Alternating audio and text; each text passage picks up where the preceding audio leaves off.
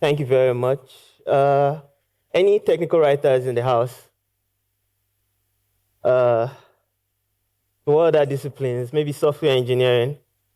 Show of hands. Okay. So basically, this talk is on the technical writing workflow for software engineers to.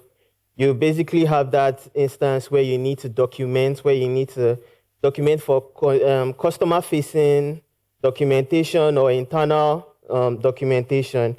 And GenAI in the last 5 years has basically improved that workflow, basically being more efficient. But despite expectations that, oh, you can just use AI to basically write your documentation for you, there is still that gap where writers are.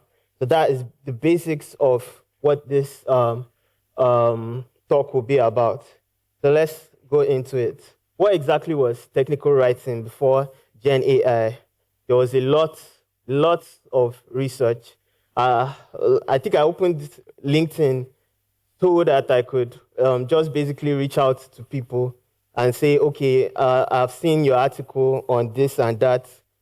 I'm trying to do this and this. How will I do it? That kind of thing. Now you can say, ask ChatGPT first, and then see how it flows. But yeah, there was a lot of heavy research. There was a lot of cross-referencing. There was a lot of juggling multiple sources, Stack Overflow, docs, articles, YouTube videos, basically just going to understand the solution that you're about to document. And then the blank page problem. A lot of writers face this problem. It's well known, and it's basically you want to write. You have a topic in mind or something, and then okay, you have written a topic. What else? How are you going to start? How are you going to? There's this space between okay, I know what I want to write, but then putting it down, starting that first paragraph, that first introduction. There was always that problem. And then also, there was also okay, you have a lot of research now. How do you connect? How do you connect these dots into a way that, okay, you are explaining something, but you are also connecting with the reader? Because writing is kind of like a conversation between the writer and the reader. You are basically having a conversation just like I am right now with you guys. So what happened? Where did AI step in? AI helps you draft faster, research smarter. I use AI in different writing formats, so not even only in technical writing, in academic writing, like running a PhD. And then there's this aspect where, okay, you need to be going through Google Scholar links, just trying to find out, okay, this research flows with what I want, or these are the results of this research. And then there are tools like Consensus, where you can basically just type in a question, and then it crawls through the internet to just basically get those journals for you. So AI helped you draft faster. From that, just a question, you can get like a 3-page document, just basically in maybe 5 minutes. Tools like ChatGPT could summarize, structure, and generate samples. I did that today. There was like a 90-page document that I was supposed to read before a meeting, and I'm like, let me just bring ChatGPT on. And then I said, okay, what do I need to know? I am this, that. I'm called onto this meeting, and I'm supposed to contribute. What do I need to know from this document? And then in 5 minutes, I'm getting a lowdown. I'm still going to go through that 90-page document, but at least I understand what I need to know before I go in, instead of just scrolling through those pages. So there's quicker movement from that concept to first draft. But there are flaws. The not so rosy side of AI docs. A lot of times we see in like API documentation as well, where there are a lot of tools where you can say connect your API, and then it will generate your full API doc, Fast API, Postman. They do that a lot. But then, yeah, it is still recommended that you review, because AI has flaws. What are the flaws? Inaccuracies. In hallucinated logic, like it's very common for for AI to say something confidently, so confidently, and then it has done nonsense, basically. Overconfident errors. AI doesn't know allegedly. To just tell you, this person killed this person. It does not know allegedly at all. There's missing context. A lot of times, AI doesn't have the information. The AI tool that you need doesn't have the information that you want to, especially when you are working like in a startup or in new tech, basically, where there are not a lot of information about that. So yeah, what it can find, it doesn't really crawl through the internet that well, basically. So what it can find will still have missing context.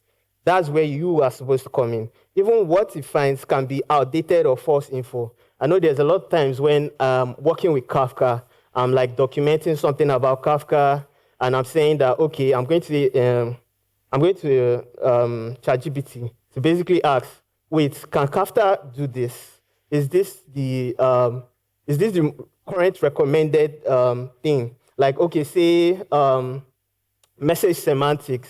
You have exactly only once, or just that pattern of messages in Kafka.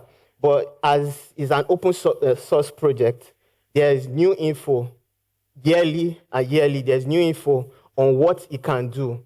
So once you go to ChatGPT, there's a very good chance that you have outdated info, and that leads to like you're basically confidently putting in your article very false information. What else? The personalization problem, overused phrasing. If it's not this, it is that. Your top project is this, and this. Just a lot of pattern repetition, and we see this everywhere.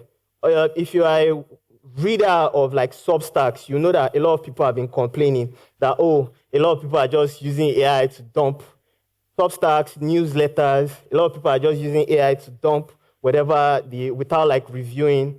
It doesn't really have that kind of that empathy or that clarity of messaging that was there before AI. So there's a lot of cultural nuance, a lot of, and then this is with like a lot of improvements, because at this point, ChatGPT can speak in Pidgin to you. It can make a very good Pidgin joke for you and plug it in, but then you still have to prompt it. It's not something it does on its own. If you just give it to it like that without any context, without any very structured prompt, you get a very generalized text that just feels detached, basically. There's ethical pitfalls, ethical and security pitfalls, unintentional plagiarism. So yeah, it crawls the internet, or like they have crawled the internet for information, and then AI can just basically spit that back out to you.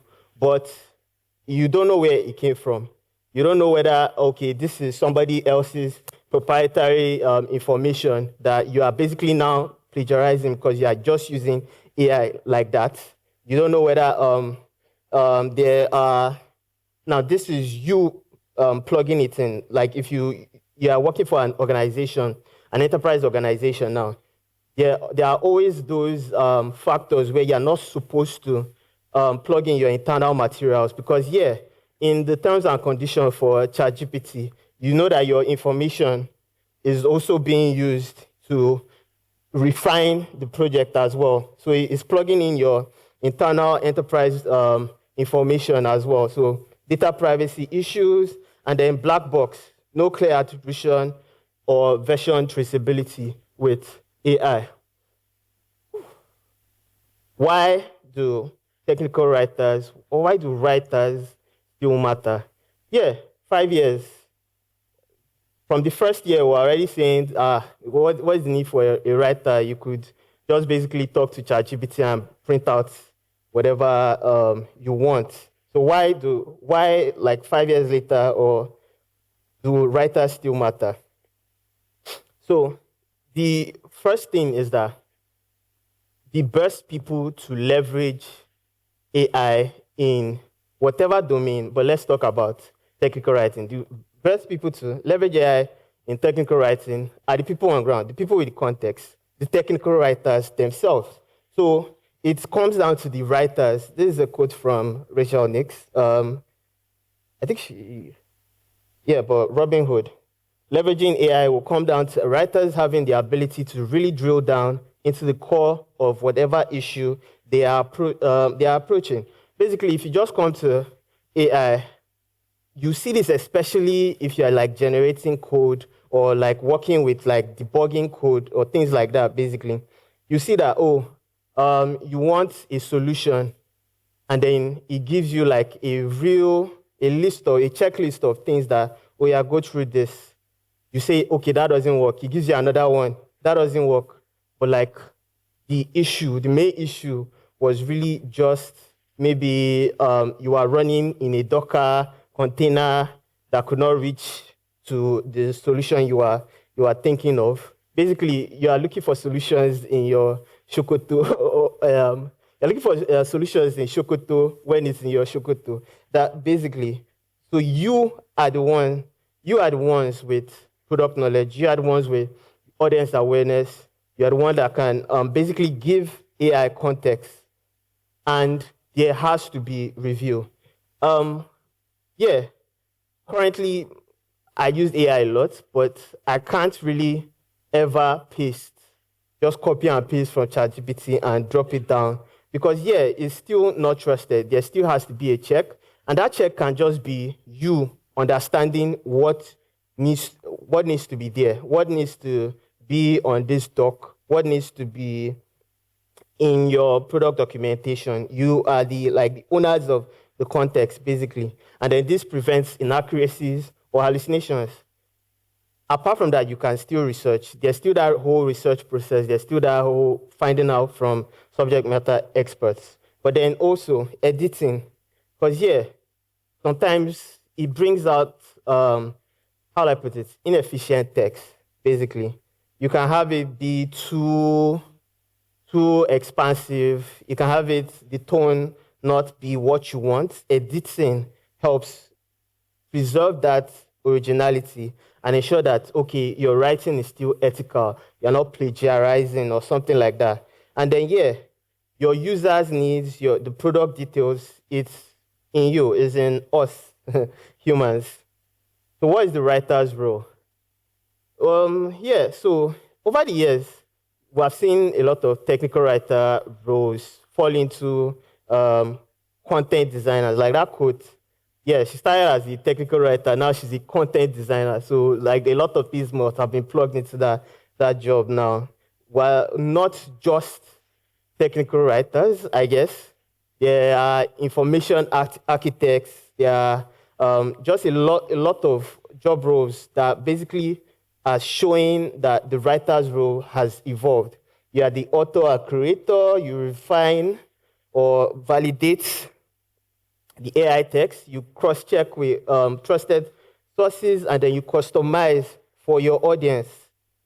What exactly is the human in the loop workflow? I think you get an idea from all I have said. You start with your context.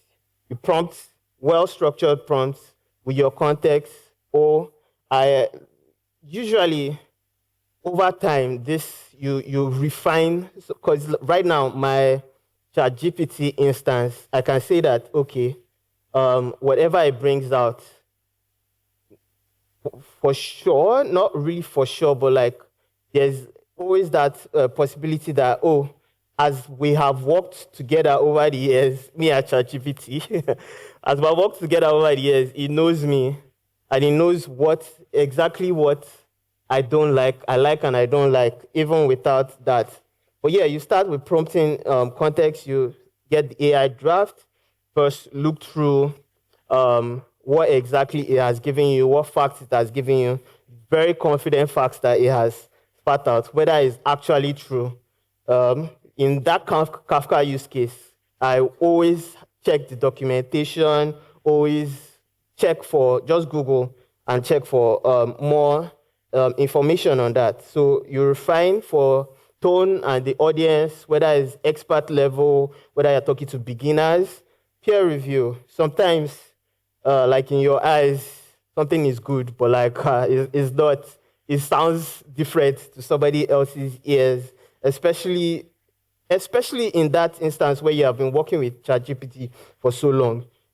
As ChatGPT is learning, you too are learning that format of writing, basically. So a lot of times you can look at ChatGPT text and you'll be like, it looks good now, it looks good, I can just do that. But somebody else is like, this thing is definitely AI now. So yeah, you need second eyes, definitely. And then if that is ready, you publish. That is the very simple workflow. Now, tools. There was another talk, I think at 2, that basically talked about the technical writer toolkit. I think she used Mintlify as well. But yeah, tools, we have, it's just like cloud in a way, where you have AWS, Google Cloud, and then you have packages or platforms as a service as well that basically are built on that, like that. So ChatGPT is our AWS. Mintlify is something that's built on those AI ones, and then Notion AI, Confluence AI, and then private LLMs, basically built purposely for your organizations. And this helps because, like, okay, that enterprise issue where you have a security pitfall of giving your information out to ChatGPT. ChatGPT too is a player in the market as well. They'll come and build your product and run you out of the service. Yeah. So governance and ethics, validate every output, protect sensitive data, maintain originality, ensure transparency. What does this mean? Just basically review. Ensure that, because you can't say that ChatGPT wrote this article, so don't blame me, blame ChatGPT. You are the author of the whatever you're putting out. You are the one that needs to have this. You are the one that will be charged with this governance and ethics, basically. So, buyers, let's run through some case studies. A lot of people use AI. But writers are still needed.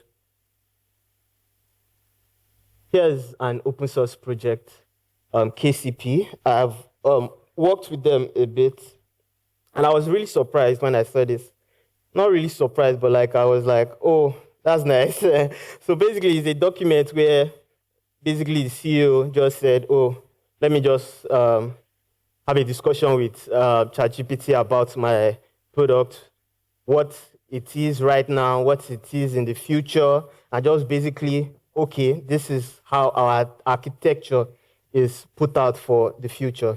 And then this is like a very unique way of, not really unique, I've seen it on Twitter as well, where people just share their ChatGPT chat. Because then it's like peering. It's like, okay, the person is bringing up their knowledge, ChatGPT is refining that, and basically it brings out like a whole workflow that is interesting or like is really knowledgeable to read through. So this is like a brain dump of the open source project, just basically looking at, okay, what exactly it is, and then the work in progress. But of course, they put this note up there because there are a lot of incomplete or unpolished ideas in it. But this is one way of AI that I've seen in the wild. This is like a very common one, a very like important one as well. Anaconda, you know Anaconda? So their doc page was made with AI. This current one, Mintlify. And then that means there is AI in the workflow of creating documentation. There's AI for customers here. Ask a question. That will use AI to basically process whatever question you have. You have given it the context. They have given it the context of the documentation page. So you can ask a question, how do I use Anaconda in this or in this cloud space or in this whatever? And then you get short answers. Like it's basically like a customer support thing that can basically ask your questions rather than you scrolling through. Another way that people have used AI, what's the last way? I think this is one of my favorites, because I kind of do it a lot. It's just basically after you have written your article, just basically using AI to review. So this is like, okay, I've written an article, vCluster versus KCP, comparing multi-tenancy solutions. And then it's Google Docs. So there's Gemini button right there. And I'm like, what exactly is missing from this article? What gaps are there that I need to cover? And then usually I do not even use what it tells me because like, I don't try now. Take this one first. But yeah, just understanding that, okay, these are the gaps. These are what, where I can go further, basically, in adding to this article. It helps in either reviewing or just making the article better as well. So I've given you 3 examples. Examples where AI does not replace. It is a co-pilot. It is it's like an assistant. And then the writers, the customer, the whatever, they are the ones bringing the context. They are the ones strategizing, basically. And then it's that continuous feedback between humans and machines. Yeah, our final slide. And then I think there will be a continual battle between the ability for AI to create a unique writing voice and the human ability to distinguish his or her or their voice. This is always going to be a problem. I've seen it a lot where even in academic writing, somebody will just come and say, this thing is something that I wrote, they say, this thing is AI that wrote it. Even all these AI checkers, like plagiarism checkers, they are AI checkers now. You see that I literally just typed it. How I'm talking to you, I type what I am saying, my thought process, and then they are saying is AI. So there is going to always be that continual battle. So what can we do? What can we do is basically over the years, continuous refining of our voice, refining of what exactly is the human writing voice, and just basically understanding what has been accepted as AI, basically. Because I know a lot of people tackling anybody that says, oh, there's an M dash, that means it's AI. But yeah, I don't use M dashes as much anymore. Yeah, thank you very much for staying. Last presentation in the day. I know you guys are very tired. LinkedIn, Sooter Saalu, Twitter, not X. Suit 311. Thank you very much. I appreciate it. Any questions? Yes, sure. Now, I was having this discussion about technical writing and AI. I was like, okay, well, yes, there are limits and all that. But I was saying at some point, maybe a few months before now, I would have said, okay, a safe space for maybe acquiring knowledge that's still authentic is to still refer to books and say, okay, if you're not into physical books, maybe read blogs online, at least it's still from the original, thought process of writers. But now everyone is writing blogs and content, with AI as an assistant. And books too. Thank you. And so now, I don't know if we risk this phenomenon of sort of this, will I call it an onion effect now? You are generating, content or synthesizing content seemingly from what you think should be an original thought process, but a process that was refined by AI. So AI refining something that is already refined and generated itself. So in the long term, knowledge acquisition, what do you see for it and, technical writing? Okay, first question. How long do we have? But we have as long as possible. Because the role will evolve. The role will evolve. We evolve with it. Information architects, like I said earlier, it might not be technical writer again, but it would still have that element. So it's on us to just evolve with it. It's a tool.